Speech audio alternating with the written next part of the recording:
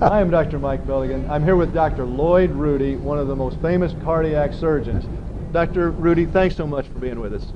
You're welcome. You know, we don't get the opportunity to be in the operating room, or even most people don't get the opportunity to visit with a cardiac surgeon who has had experiences with people near death, or some who have already been pronounced dead and come back. And so that's what we're going to talk about here.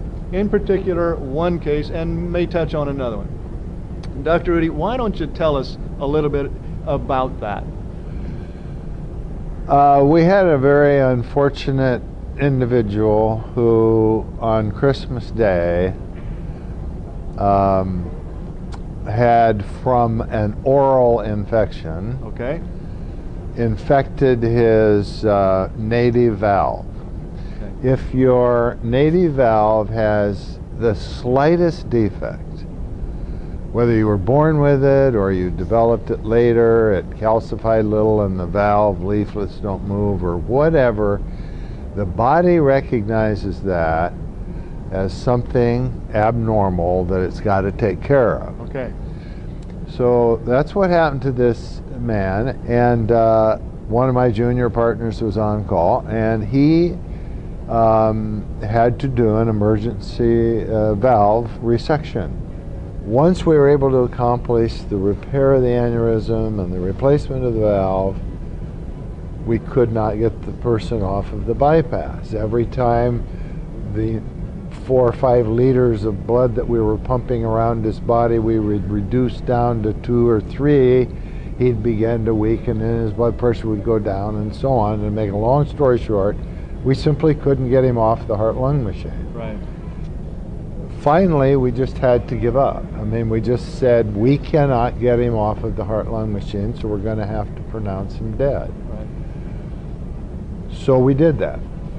And so the anesthesiologist turned his machine off, and the bellows that were breathing for the patient stopped. That machine was quiet. The anesthesiologist went into the surgeon's lounge. He hadn't eaten anything all day, so he went in to have a sandwich. And the people who usually clean up the instruments and all that were coming in and taking away all these tools. And my surgical assistant closed the patient in a way that a post-mortem exam could be done, because anyone who succumbs on the table has to, by law, has to have an autopsy. Right.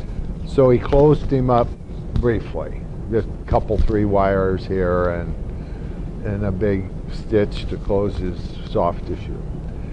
Well, the machine that records the blood pressure and the pulse and the left atrial pressure and all the monitoring lines and things continued to run the paper out onto the floor in a big heap. Nobody bothered to turn it off.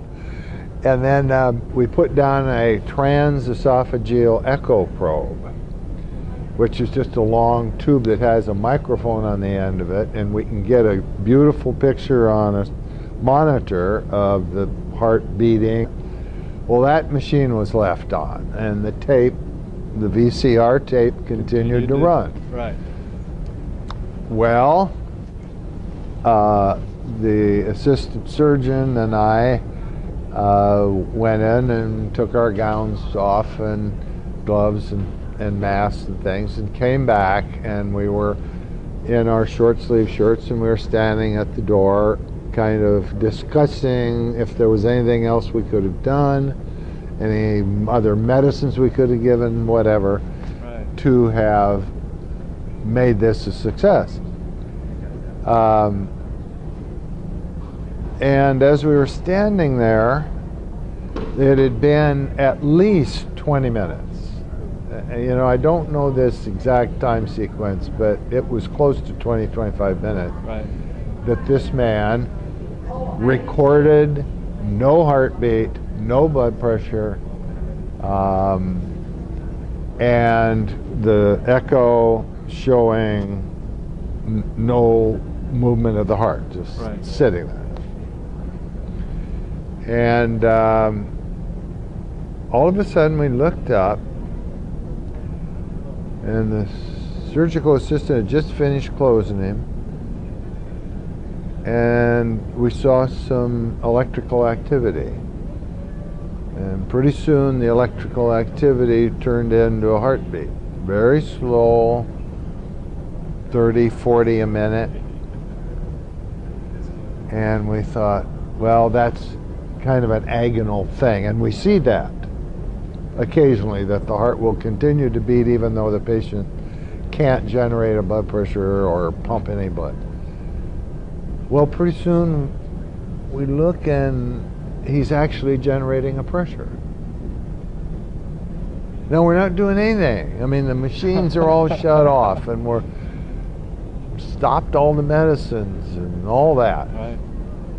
And so I start yelling, "Get anesthesia back in here!"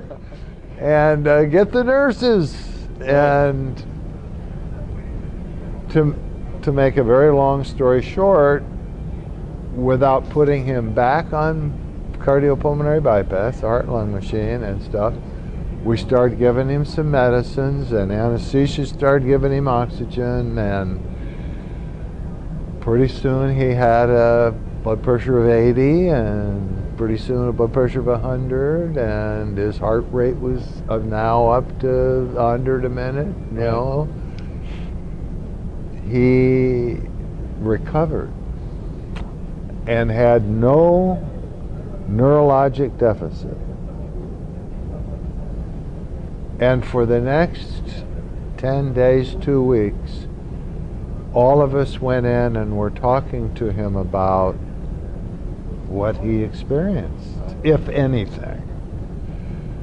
And he talked about the bright light at the end of the tunnel, as I recall, and so on. But the thing that astounded me was that he described that operating room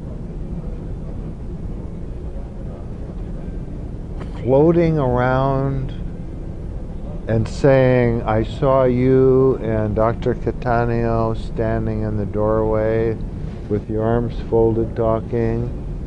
I didn't know where the anesthesiologist was, but he came running back in. And I saw all of these post-its sitting on this TV screen. And what those were any call I got, the nurse would write down who called and the phone number and stick it on the monitor, and then the next post-it would stick to that post-it, and then I'd have a string of post-its of phone calls I had to make. He described that. I mean, there's no way he could have described that before the operation because they didn't have any calls. No. Right? And he's sitting on, he's lying on the, so he must have been floating. He was up there. Yeah. He described the scene, things that there is no way he knew. I mean, he didn't wake up in the operating room and see all this stuff. No. I mean, he was out. Right. And was out for, I don't know, even a day or two. Right. While we recovered him in the intensive care unit. So what does that tell you? What does that tell you? Was that his soul up there? It's hard to know. But it certainly brings that possibility into play. It always makes me very emotional. There have been other instances, like one other I remember so vividly was a guy who was on anticoagulation, medicines that keep you from clotting. And I don't even remember the operation or whatever, but we had to do him right away. And you try and reverse that as much as possible, but it's impossible to completely do it. Right. And we were in there and we'd finished the surgery and we just simply could not stop this person from bleeding. Right.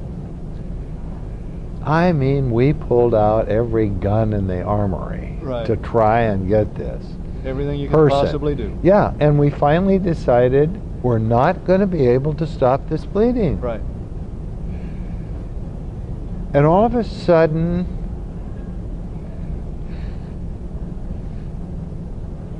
nobody spoke. Because everybody in that room felt a presence. Right. And, I mean, the anesthesiologist and I talked about it afterwards. I mean, there was no question. There was a presence in that room. Right. And he stopped bleeding just like that. How do you explain that? What is your take on that, Dr. Rudy? Oh. There's something out there that, you know, people with faith believe is there. Some people call it God, some people call it other things, Buddha or Muhammad or whoever. It has convinced me there is something out there. Something out there. It is so good of you to share this with people who don't get the opportunity to be at those near-death or post-death experiences. I don't know. It just convinces you that the strings are being handled up here somewhere. I mean, you know. Absolutely. And it makes me very emotional. I can tell. Yeah, it does me as well. And I'm so pleased that you would share this with these people in this video who just don't get that opportunity. Is there any last things that you'd like to say?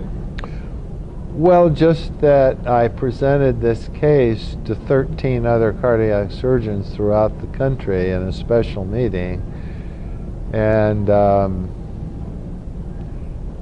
they had several similar experiences, not quite as dramatic as the one I had, but everybody that deals with that every day has had those experiences. So it's not just me. Right. Exactly. So, Dr. Rudy, thank you so much for sharing. You're welcome.